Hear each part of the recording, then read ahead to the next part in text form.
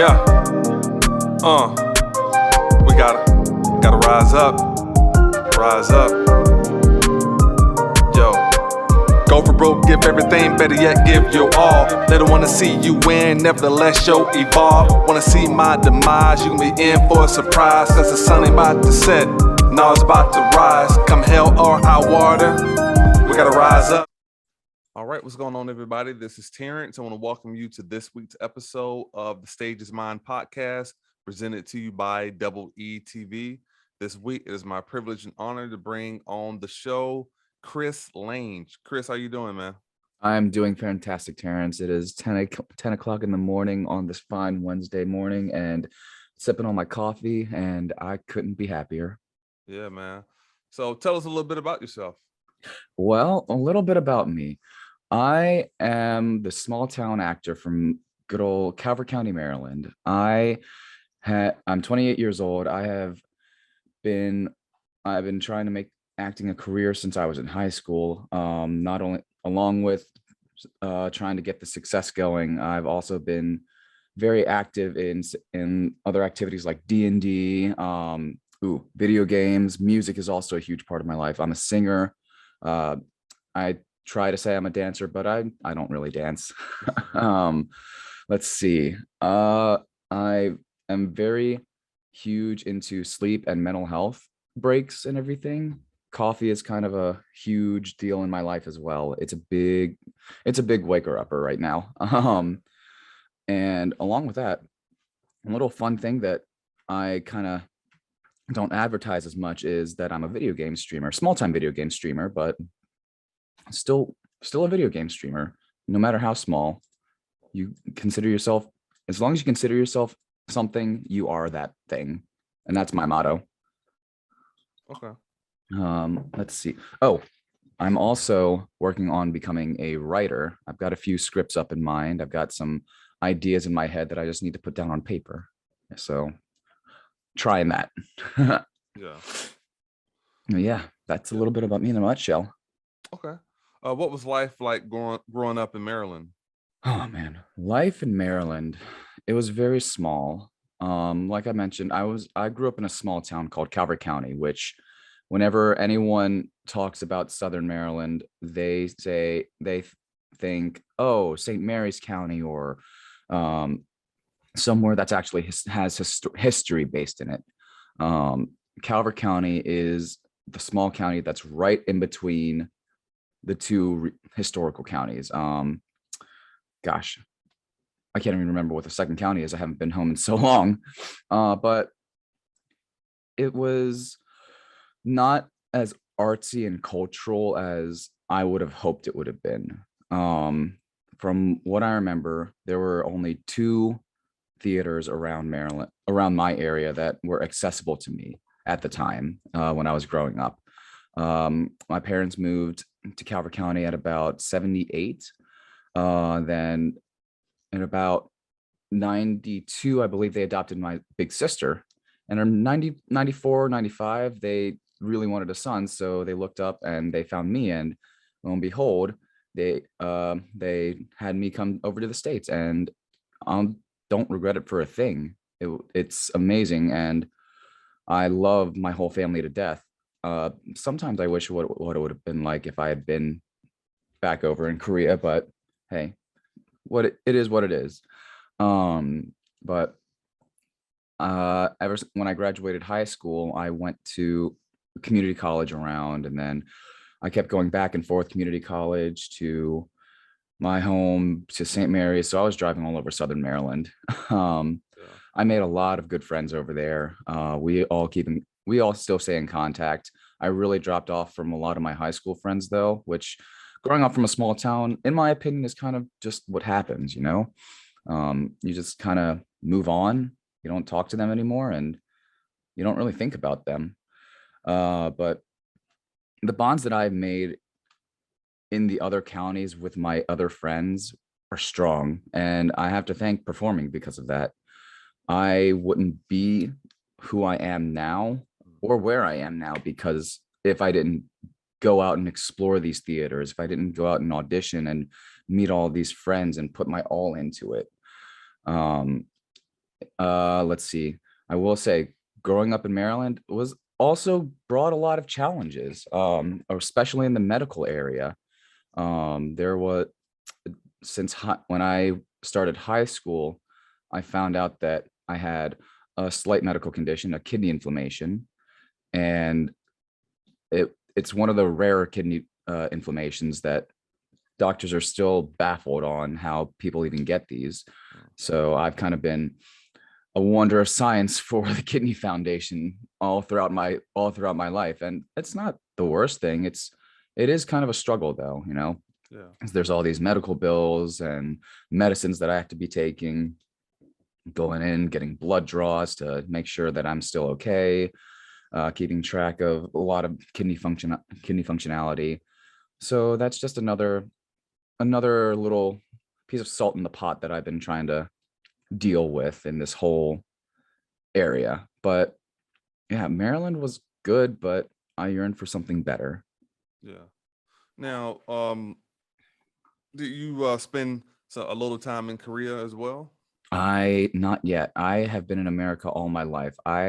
One of my goals in life is I want to take, like, say, a year off. My sister did this actually. I want to take a year off when I have enough money, and I want to do a whole eastern part of the world tour, Korea, China, London, so- like everywhere on that side. Like, Yeah.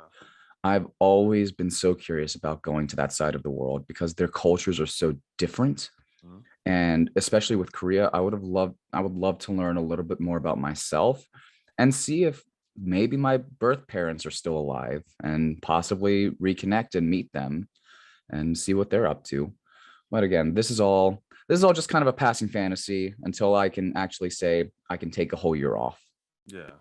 Yeah, I've spent a little time in Korea myself, and yeah, I think you would enjoy it, man. It's definitely um just different, a lot different, from the States. And, I would just remember my time there. It was, young people, especially, a lot of them are like into, hip hop and basketball and stuff like that. So, when I was there, I was almost kind of like a rock star to some, young people. And then like the older people, some of them kind of maybe feel like it's getting too modern a little bit and kind of miss Mhm. like the traditional ways of things, whatever. But it's definitely changing over there. And yeah, man, I think that'll definitely be good for you to spend some time over there and check it out. Yeah, I have been so curious about my birthright and just me, what I would have been over there. I think I probably wouldn't have changed much. Like, Yeah. I would have been very adaptable with the times, just like how I am over here. I mean, just from what you described, it seems like the way they're changing is a lot like this, how the states are changing ever so Right. rapidly and everything. Yeah. Hey, some of that stuff just really kind of follows. Yeah. What was your major in college, and what do you remember about your experiences being on campus? This is a very touchy question. So I went to the school in North Carolina called Catawba College. Now, I don't know if any Catawbians listen to this podcast, but you may have had a different experience from me. I didn't have a great experience at Catawba. I transferred in after 2 years. My major was musical theater. I got a BA in musical theater. Um, I thought that I thought that I was going to learn so much about acting, that I had all these supposedly accredited teachers that have been around. But a few things that really stuck with me, because unfortunately they came into very negative connotations. A lot of the teachers had a lot of ego issues. They kept saying that they were working in these very big houses and whatnot, equity and everything. And then come to find out they didn't really know a lot about anything. And then along with that, they really pushed us into tech courses like carpentry, lighting design, all of that stuff that me as an actor, I was not interested in. But when we all talked about it, they said it's because you're not going to make it as an actor. You need these skills so you can make money. And that really stuck with me. And that put a very bitter taste in my mouth. So it was senior year. I was like, you know what? It's senior year. I don't feel like going to another school. I'll just finish it off. The friends that I made at Catawba, though, priceless. I've met so many good people. One of my roommates right now, he was my roommate in Catawba. It's a nice whole full circle. And a lot of them, a lot of my friends, I've seen them go to be in big places. Like my big in college, he just got married. Congratulations to him. He got off a national tour with a show. Like, the people that I met were amazing, but the experiences and the teachers were what really killed me. And then I didn't really get what I wanted as an actor from this school, because they were all focused on tech courses, and not even just tech courses, but I mean like basic technical level courses, like stuff that you do as a freshman that in reality I could have bypassed, but I guess it was because of it was a prerequisite for me to graduate. And I thought, all right, fine. So my last semester was jam packed with all of these design courses, and it really was kind of disheartening. So for all of you young people listening, word from the wise: do your research on your colleges and really talk to your alumni about it. And that's my soapbox. Right. Why did you want to become a actor? What drew you to want to become a thespian? Was it a film? Was it a particular actor itself? It wasn't really a person, actually. So in sixth grade, in middle school, I was looking for extracurricular activities to do. My parents were very into finding some extracurriculars for me. I tried basketball when I was in elementary school, wasn't for me. Tried baseball when I was in elementary school, wasn't for me. um, and then I auditioned for the school play, which was Cinderella, and I had one line in that musical, and I had so much fun. Um, then in seventh grade, it was Oklahoma. Had a little bit more lines and everything, and my parents just really saw me just start lighting up on stage. And then in eighth grade, when I had my first lead, it really solidified me. Like, they saw me transform into a whole different person. The show was Mulan, which was very fun. And I was Captain General Li Shang, and they just saw me transform into somebody else that wasn't me, that was exactly what the character is. I had never sung before, and everybody in that audience was like, you need to, do you sing for a living? And I was like, no. And like, they were like, you need to start singing, and like, you're amazing on stage. Even all my peers, they were like, God, geez, you're fantastic on that stage. And maybe it was just my own ego thing, but I loved those compliments. I loved really just kind of letting people have fun and enjoying a performance. In high school, it was a challenge because it was a whole new level. Because I mean, we're talking prep for college and everything. Really kicked my butt, but I was willing for it. Ever throughout all of my high school shows, like, I tried so hard. I worked and worked and worked, and my parents, the teachers, everybody, they saw exactly what I wanted to do and why I wanted to do it. I guess I just can't really put a pin on it. There was no person. It was just kind of a me thing. Yeah. Okay.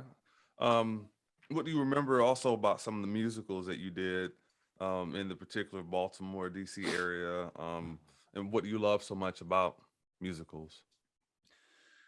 Well, the musicals that I have done, I mean, from Baltimore to DC, I've done like Beauty and the Beast, Peter Pan, Evita, Godspell. One of my first musicals was The Wizard of Oz. What I remember about all of that is that these were shows that were the Disney shows. They were very targeted towards children, which was fun. I always had the very funny comic roles, like in Beauty and the Beast. I was LeFou, so I got beat up every day. It was really fun. And I think that's one thing that I remember about especially about DC, Maryland, Baltimore. Like, I had fun on that stage, and no matter what, um, it was always a joy hanging out with my castmates. I met one of my best friends over in Baltimore. She and I are like two peas in a pie. Um, let's see, and it. I wouldn't say it was challenging, but it was a little rough because Mhm. I would get up at 5 in the morning. I would go to work, and then I would go back up to Baltimore at like 6 o'clock at night, fighting all that city traffic. And, sometimes that's enough to make people want to like just not dedicate themselves to you, to Mhm. the craft. But I thought that made it even more fun because for me, I am taking my time to help this place to just enjoy my time, to do what I want. Like, if it's something that I want to do, I will do whatever it takes to do it. Um, Mhm. when it comes to the show Evita, that was in DC. That was probably my first out of college show that I didn't get like a lead role in, which was okay. Mhm. I love that show. I love Evita in a whole it's one of my favorite shows. And it really humbled me.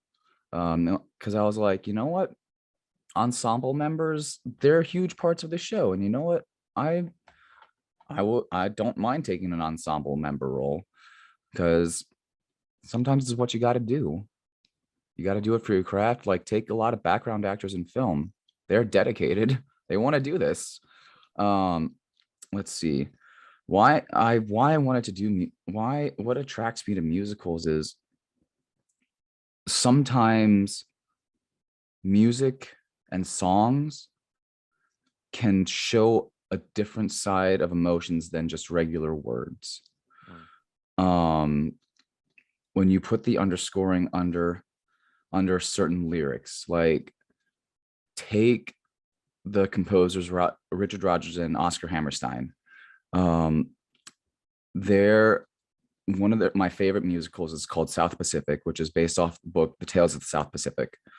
Um, and one of the songs, one of the songs is called "You've Got to Be Carefully Taught." This is a whole maybe 180 from what we're talking about, but Mhm. this song pretty much underlies racism in America and just in general. Because the lyrics are, "You've got to be taught to hate and fear. You've got to be taught from year to year. Um, it's got to be drummed in your dear little ear. You've got to be carefully taught." Pretty much saying like, you've got to be taught to be practically just racist from your early years. Like, your parents will teach you that people who are different are scary. Mhm. That song was actually supposed to be banned from the show, but the composers were like, no, we need this song in the show. And I'll be honest, if that song had not been in the show would probably not be as impactful as it is to this day. Mhm. So there's just something about music and lyrics that when you put it on a page, on a stage, it really is kind of eye-opening. It captures your attention, and you really, really, really listen to what the actors are saying and what the message of the show is. And I think that's one thing that really attracts me to musicals, is that music and lyrics do something that words can't. Yeah. So yeah. All right. Now, in 2018, when you ended up at Unto the Hills in, was it Cherokee, North Carolina, to tell us about that? So, Cherokee, North Carolina, that was really fun. In 27, I believe like late 2017, early 2018, I auditioned for a bunch of like outdoor theaters, and Unto These Hills were the ones that offered me the contract. So, Unto These Hills is located in Cherokee, North Carolina, which is an indigenous tribe. It's on indigenous land given to them by the government. So the tale of Unto These Hills, it ranges from the start of the Cherokee Nation back over to their war fighting alongside with Andrew Jackson. And as we all know, and Andrew Jackson is not the best of people. in my opinion.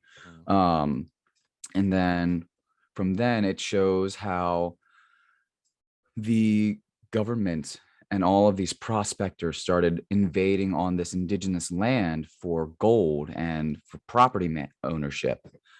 And then ultimately it leads up to the indigenous exile from their own homeland to the Trail of Tears. Um, and it's a very heartbreaking story, but at the end it really kind of brings up the hope of everybody, because I mean, it's everyone finally, each tribe finally has their own set of land. This little boy, Will Thomas, he had bought huge plots of land from the government Mm. and gave it out to his friends that he grew up with, that he fought alongside with, because he hated watching them suffer. It's a really good story about how people can work together and get along even through all of these hardships. My experience was really amazing. It was my first professional job, and I met a lot of good people like Wes, who was our pyro director and who also played Sam Houston. But the the troubles with this is that you're doing this the whole summer. You're doing 2 weeks of rehearsal, and then you are doing the same show like 6 times a week. Mm. It gets very tedious. So during every weekend, or not every weekend, but throughout the summer, we would also do other shows. We had this little performance space, our little canteen space, and you would apply to be a director, Mm. and you would have 2 weeks to rehearse and put on your show. And like practically every Saturday we had a show going on. It was really cool to watch everybody else like not in these roles Mhm. that you're so used to them playing, and it really gives you a chance to expand in your skills. And then we would throw parties after every show, that was pretty crazy. um let's see. Oh, and then on our off days, the really cool thing about Unto These Hills was that they would give us these little green cards that would give us pretty much free passes to a lot of things. Like we went to the Biltmore. They gave us pass to the Biltmore and their wine tastings. We could get into Dollywood for free just for saying that we were part of this company. So there was a lot to do. Yeah. I met so many good friends. Another one of my roommates, he's actually one of my castmates from Unto These Hills. Let's see what else about Unto These Hills. Oh, from there, our fight director, who is now the director, he was stage combat SAFD certified, and he would give us classes, and he would invite other teachers to give us certification, which was amazing because that gave us another set of skills that we could just use in our lives. Like right now, I just finished a fight directing a show at a high school, which which is amazing. I'd never expected myself to be a fight director or a fight choreographer. Mm. It was something that never really hit my mind, but I don't regret. I do not regret taking those lessons at all. Yeah. It was probably one of my favorite things that I've done. Let's see. There's a lot I get to be said about Cherokee. Yeah. It it's such a fun start. Oh, um, yeah, it was such a fun start. And at first I was actually hired just to be an actor combatant, but then somebody dropped and they asked me to step up into another role. And that was a really cool experience. Playing two roles during this time. And yeah, I learned a lot Yeah. and had a lot of fun, which is how I think art should be. You learn and you have fun while learning. Nobody had egos. We were all there for the same thing. We all were there to perform, get the credit, get some pay, and have fun. Right. Now, how did you end up in Atlanta, and what has your experience been like living in Atlanta? So getting to Atlanta, it was a very shot out of a cannon. So towards the end of the summer at Cherokee, one of my castmates and one of my dear friends, he asked me, hey, me and two other friends are getting this 4-person house, and I was wondering if you wanted to come in. And just on a whim, I said yes, because I didn't know what I was going to do. I was probably going to go back home, but I didn't want to go back home. Um, but my 3 major options, I thought, I go to Atlanta, I go to DC, or go to New York City. Atlanta was the first opportunity that came up. So I said yes. We moved here and we just kind of came in running. My experience in Atlanta has kind of been on and off, but I blame that because of the pandemic. I was on a roll. 2019 was a good year. Well, hold on. Like beginning of 2019 was a good time. I just finished up a show. I was in another show and then had another one lined up, and pardon me. And then boom, COVID hit. We had to close the show that I was in early, which was heartbreaking. Then that whole year, I just really kind of focused on work and my job. Then 2020 came around. Everything still was kind of a mess. I thought production companies are still a little down, so I'll just keep focusing on work. And I kind of got into that mindset that I kind of trapped myself a little bit into work, which was, in hindsight, not great for an artist, because it really puts you in the mindset of like, I need the money. I can't afford to take the time off. So all throughout 2020, that was kind of it. 2021, I kind of veered a little backwards, not backwards, but started to take a little more time for myself and my career. And I took some classes, which were fun. And I really started getting back into the mindset of why I wanted to do this as a career. I'll be honest, at the end of last year, I told myself I'm going to go up to New York City and actually try my hand up there. Nope, didn't happen. so I thought I'm going to stick out. I'll keep sticking out in Atlanta. And so far, I can't really complain. 2022 has been very good for me so far. So knock on wood, here's to 2022. Yeah. Being in Atlanta, obviously, COVID kind of disrupted some things, whatever, but was your vision to do, what was it? Maybe like some stage acting, maybe background work, maybe that would lead to like a lead role, or like kind of like, what was your vision? For me, coming to Atlanta and even like this year, my vision, I have always seen myself as a stage actor. My ultimate goal is to be on one of that main stage shows and at the Alliance Theater, which is Atlanta's biggest theater. It's their pre-Broadway tryout theater as well, which right now I feel like is every Atlanta stage actor's dream.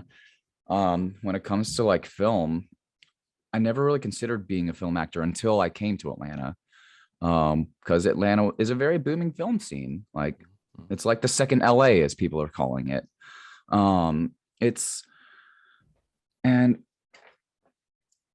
I've found a lot of joy in film acting and a lot of immediate satisfaction, which I think is a huge thing as to why people turn to film, is that immediate satisfaction.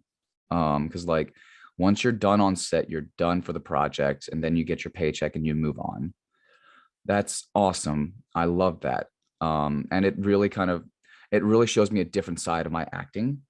It really kind of subdues me, gives me, and film and theater are two whole separate sides of the can. And it's amazingly scary how one can translate into the other.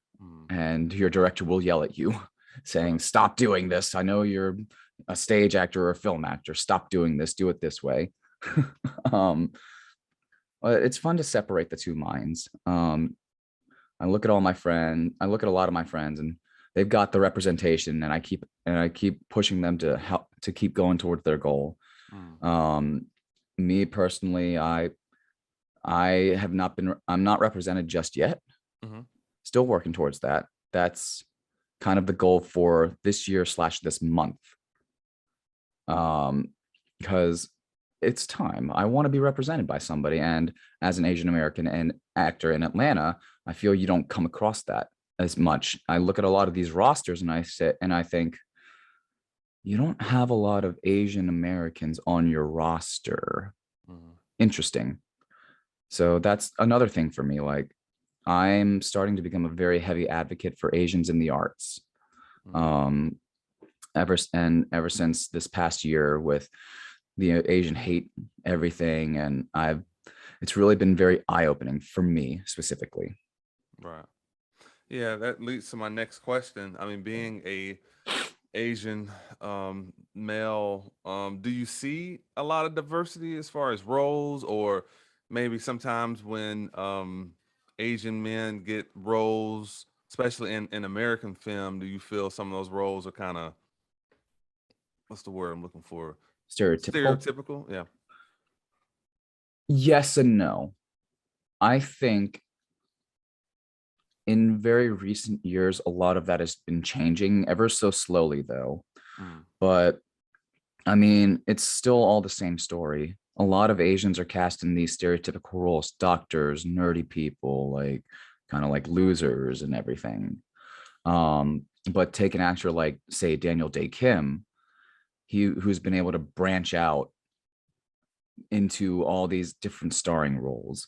And I'm not saying that a stereotypical role is bad, Mm. but it's like I you want we want them to look at us in a different light. We're not just martial artists. We're not just nerds. We are actual people that are capable of being a lead. Like, Yeah. there's there's the show called Love Life, I believe. It's on HBO. It stars Anna Kendrick. And the first season revolved around her and this Asian American named, the actor's name is Jin Ha. I love him to death. He's an amazing actor. Um, and he's not portrayed in any stereotype type at all. He's just a normal guy in polit. He's just a normal guy who has a dream, who is romantic, and he's likable and lovable. Yeah. Now, also, when we're talking about this, I'm not gonna lie, Shang-Chi, Disney Shang-Chi that just came out, I adore that film to the death. I think it was revolutionary for superheroes, but also it's a superhero film. It's not like a real life film or a dramatization or anything. Yeah. And I'm willing to separate those two worlds, especially if it's like based off of something. But I think a lot of casting directors are starting to kind of see us in these lights. Mm. At least I hope they are. Yeah. Because I mean, this is something that we've been wanting for a long time. I mean, Yeah. I think we're very much underdogs right now that are working our way up. Mm. And I want to say, hopefully, within the next 10 years, you'll see a lot more Asian Americans in these lead roles, in these supporting best friend roles, and straying away from stereotypes and martial artists and everything. Yeah.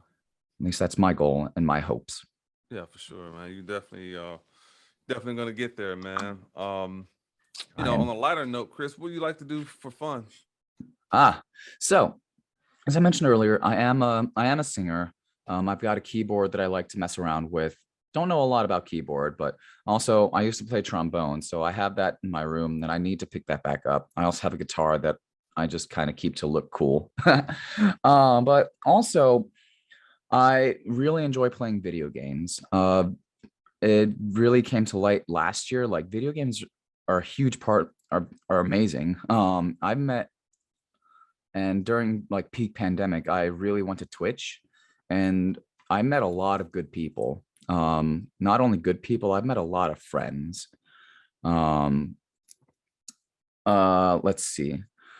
I have met I've actually met people that I met before in real life that are on Twitch. I mean, I've met people that are on Broadway that are on Twitch. Like, I've met Hamilton cast members that are on Twitch, that were on Twitch. And it Mm. was fantastic. One of my good friends, she's in New York City doing her thing. She did a national tour of a show. Like she's in a show right now by an amazing composer. Like I really turned to Twitch. It kind of saved me in a big light. But I mean, aside from video games, like I like to get outside. I like to go to the gym.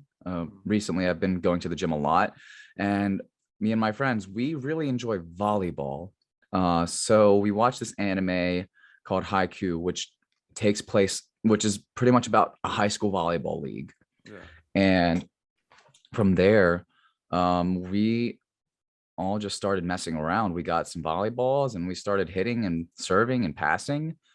And then it actually turned into a real thing. Like we got nets, we got some more friends who were on board and interested and wanted to have fun with us. We would meet every Sunday and and have like actual games. Um, and I'm not gonna say it became an obsession, but it really was a huge part in our lives. Like a lot of our friends, like they would cut some vacation short just to be here for volleyball on Sundays. Mm. And I thought that's some dedication. Personally, I would never do that, but Yeah.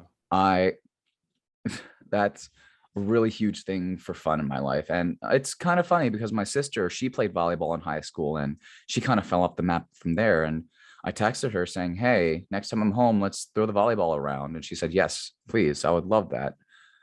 So I'm kind of getting the torch back into the family. And Yeah. let's see. Um, aside from that,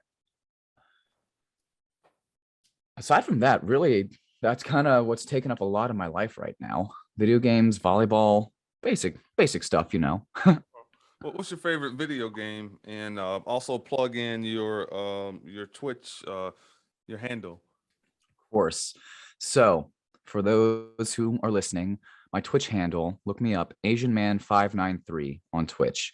That's also some of my socials. Keep up with me on there. I play I play a good variety of games from like Super Mario to Legend of Zelda to scary games to stuff on my PlayStation. Like I'm a very big variety streamer. But my favorite video game, I have to say, is this game called Resident Evil 4. It's part of the Resident Evil series. It has one of my favorite video game characters, Leon Scott Kennedy. He's awesome. He works for the Secret Service, and the basic story, he's going to save the president's daughter, and he ends up finding this cult um, dedicated to this virus called the Las Plagas, and he's got to fight his way around this cult to save her and to get her back to the States through various mishaps and various unfortunate circumstances. It's such a replayable game, and you don't get frustrated. It's the visuals are I'm not going to say stunning, but pretty good for a game that came out on GameCube, and the voice acting was phenomenal.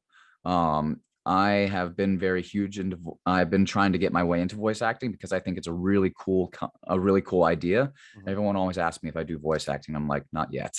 But I'm working on it. And actually Resident Evil 4 has been kind of a good little pump up to get myself into voice acting. But yeah, check me out, guys. Asian Man 593, Twitch, Instagram, Twitter, all that good stuff. All right, and what do you love so much about dogs? Because Mm, looking at you on Facebook, it's like you're always with the dog. well, dogs, they're a huge part of my life. I've had dogs since I was a little kid. I don't remember a year where I haven't had a dog. My family, we've had about 4 dogs throughout my whole life. My first dog was a husky. His name was Shane, and I loved him to death. He came to an unfortunate end, though, and it was heart crushing. Then from there, I got another dog. His name was Rocky. Well, I called him Rocky. His real name was Amarok, which means wolf. Hmm. And I watched him grow up from a little puppy to be this wonderful 14-year-old dog. May he rest easy. But I think it's just being around dogs my whole life that they really made an impact on me. They you really do live with them for the rest of their life. You watch them age, you watch them play, you play with them, you watch them have fun with their siblings. And they're such emotive animals. Like, you know, if they're sad, you know, if they're happy, you know, if they're here to comfort you. And that's another thing. Dogs sense so much about humans. Mm. Because when you build that bond with a dog, it's unbreakable. Whenever I left home, it kind of hurt me a little bit to not have Rocky with me by my side, but it had to be because I could not afford to take care of a dog. But when Rocky passed away, he kind of left a big hole in my heart because the manner he passed away in as well. Like, I just didn't have a dog around, Mm. so I ended up working at a dog daycare because, you know, what could be better than a dog lover working at a dog daycare Yeah. where you're surrounded by them all the time. Yeah. And from there, like, I've made a lot of bonds with a lot of the owner's dogs. If I could steal them, I gladly would. I would gladly take them off their hands.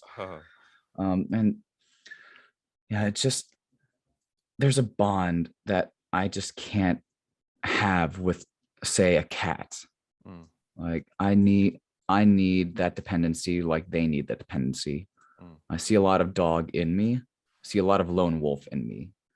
And I think that's really what kind of attracts me to these fantastic animals. Mm. All right. And Chris, who has influenced you over the years? There's actually a lot of people that have influenced me, but pardon me. One of the biggest influences in my life is this stage actor. His name is Terence Mann. He's had such an extensive resume, from Javert and the original Broadway cast of Les Miserables to the original Beast and Beauty and the Beast. Like, he's been around. Um, One of his mottos that has stuck with me is, film makes you rich, TV makes you known, but theater makes you good. Mm. And I think, and that's a motto that I take with me every time. And that's another reason why I enjoy theater, is because it really does humble you. Because unlike film, you are rehearsing for weeks and weeks on end without that immediate gratification, Mm. aka the paycheck. Mm.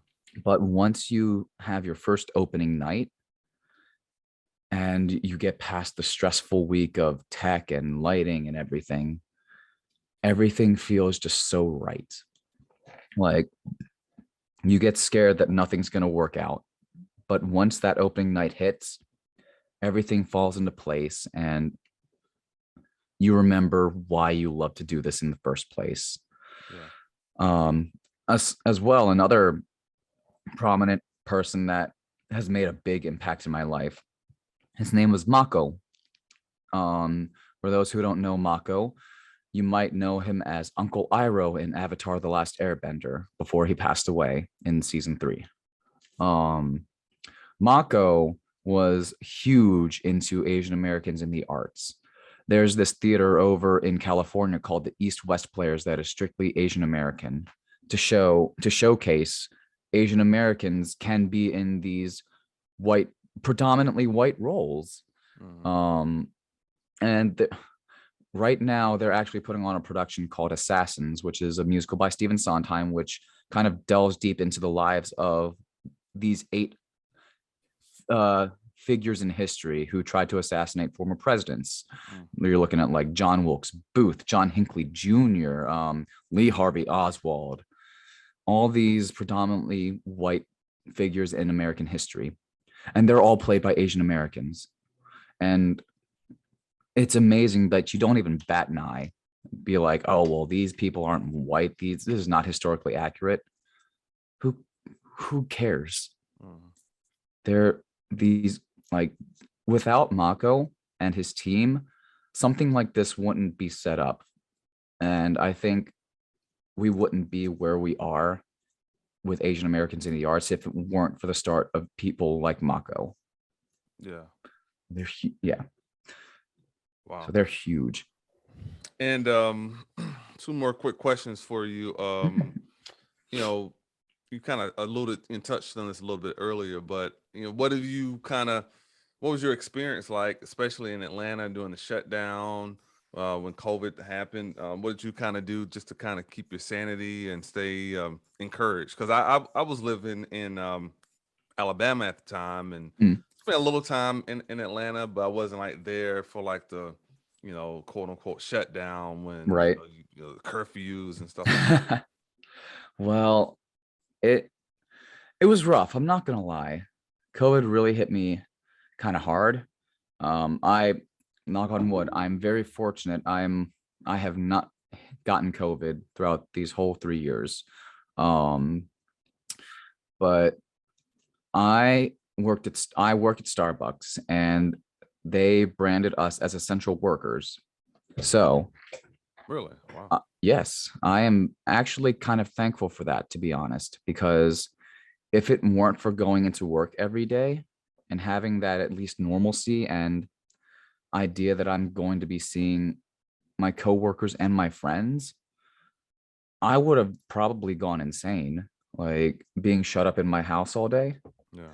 for months and months. Like, I don't know if I could have handled it. And like, I love my roommates, but I don't know if they if they could have handled it either.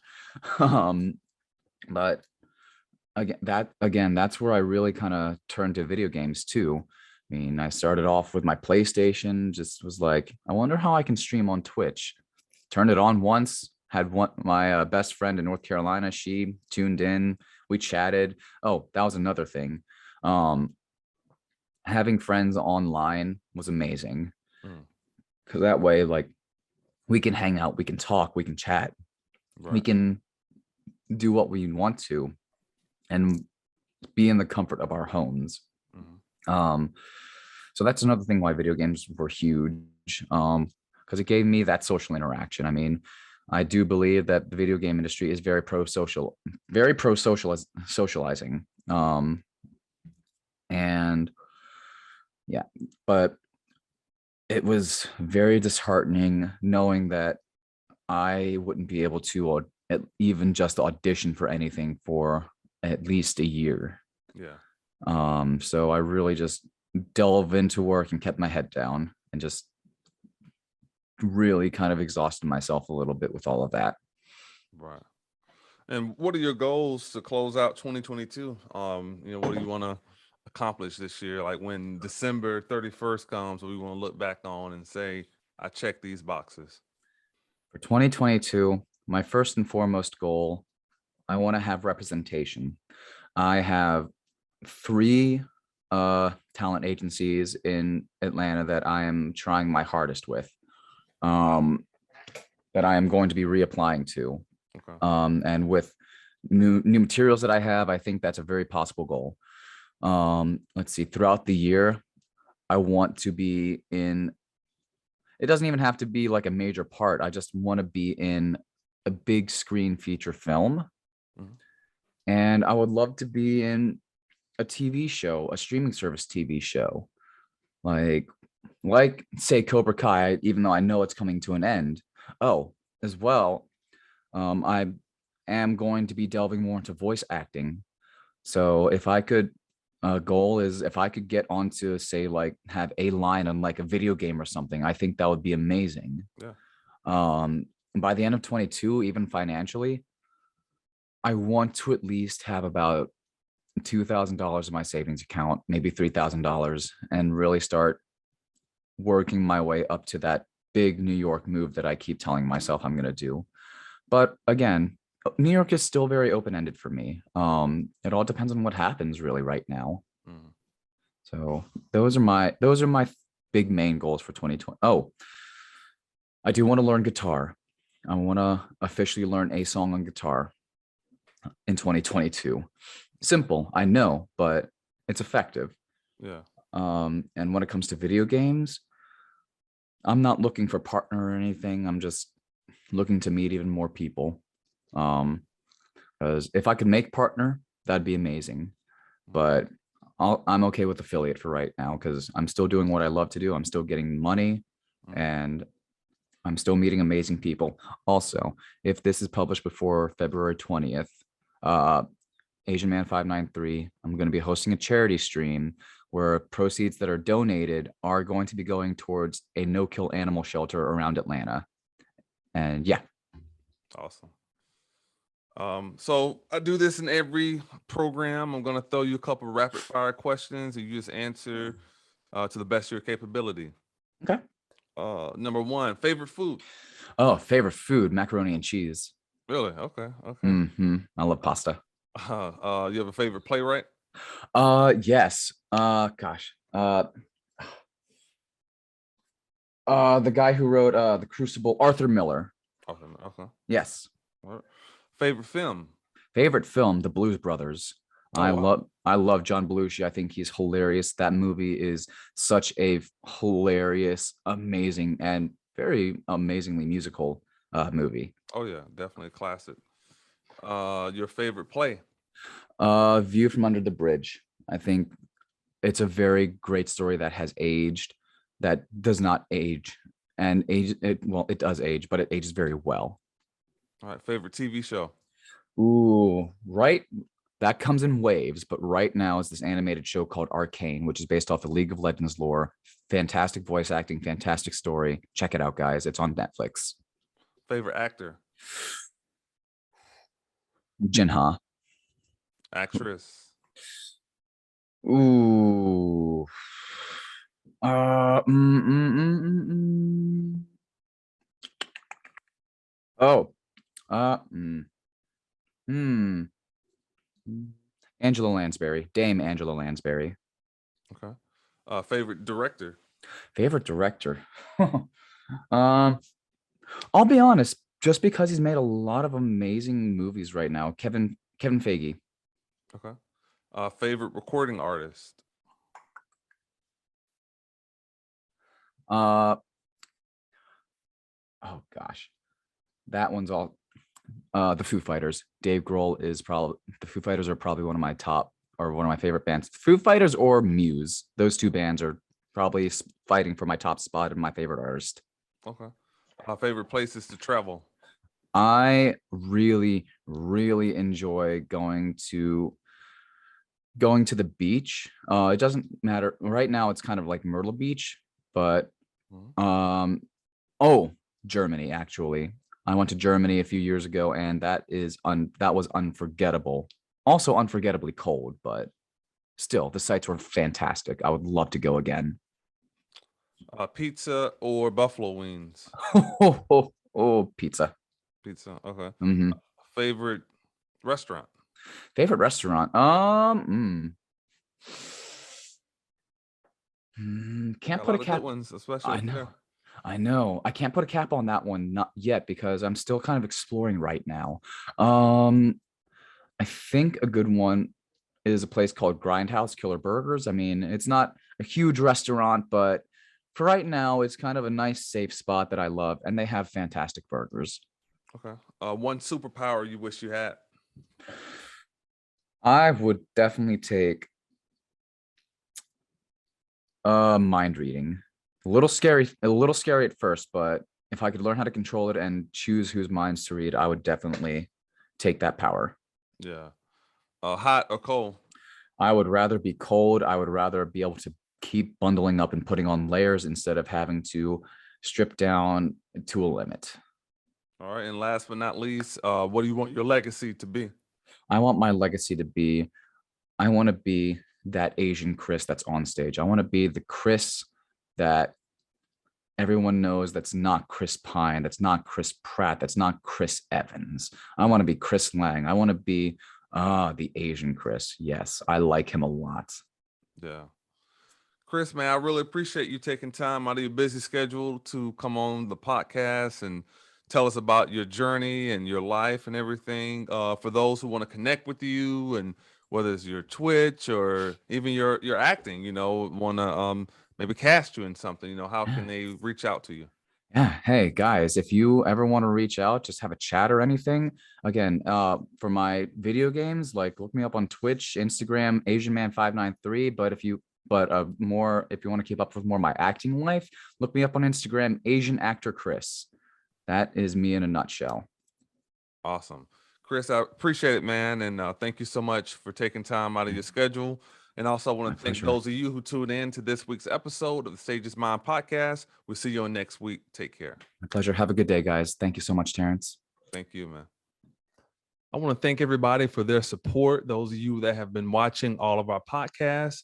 If you're interested in donating to the Stage is Mine podcast, you can send that 2 ways, via PayPal or Cash App. Our Cash App is Terry from the A, and our PayPal is EETV101. Support this machine today to help us continue to do what we're doing.